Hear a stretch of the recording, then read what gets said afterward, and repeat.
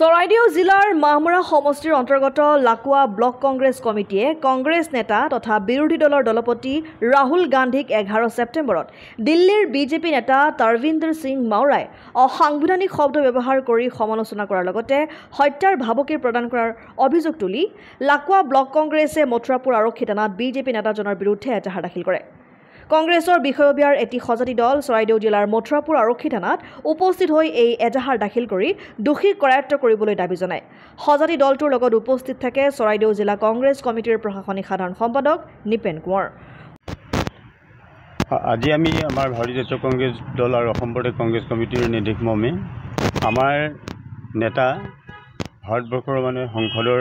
India এলায়েন্সৰ বিৰোধী দলপতি আমাৰ ৰাহুল গান্ধীদেৱক আজি কেইদিনমানৰ পৰা আমি প্ৰত্যক্ষ কৰিছোঁ যে তৰবিন্দৰ সিং মাৰোৱাৰকে প্ৰমুখ কৰি আৰু কেইবাজনো বিজেপি দলৰ প্ৰতিনিধিয়ে ভিত্তিমূলক বক্তব্য আৰু অসাংবিধানিক বক্তব্য আগবঢ়াই যি এটা অস্বস্তিকৰ পৰিৱেশ সৃষ্টি কৰিছে তাৰ বিৰুদ্ধাচৰণ কৰি আমি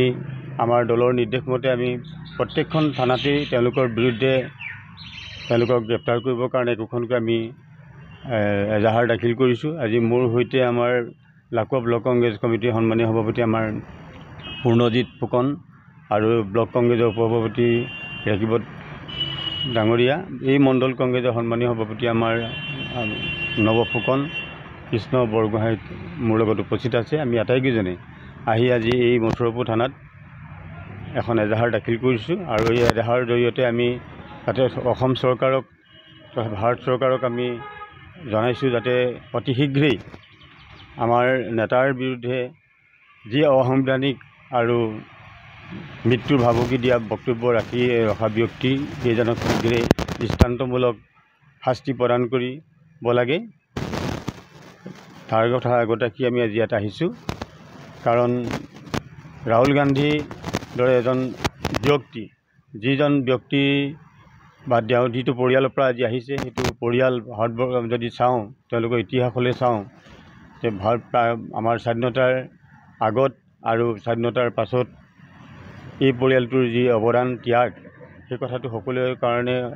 বিদিত অনস্বীকাৰ্য আমাৰ। গতিকে এনে এটা পৰিয়ালৰ এনেকুৱা এজন ব্যক্তিৰ ক্ষেত্ৰত যিবিলাক কথা শুনিছে আমি এজন কংগ্ৰেছ ব্যক্তি হিচাপে বা তেওঁ এজন আমি ভালপোৱা আমাৰ নেতা হিচাপে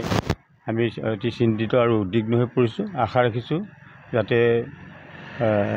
চৰকাৰে এই কথাটো দৃষ্টি ৰাখি এই বক্তব্য অসাংবিধানিক বক্তব্য ৰখা ব্যক্তিকেইজনৰ বিৰুদ্ধে কঠোৰ শাস্তি প্ৰদান কৰিব। মথুৰাপুৰৰ পৰা ইছলাম আহমেদৰ ৰিপৰ্ট, অসম আদিত্য।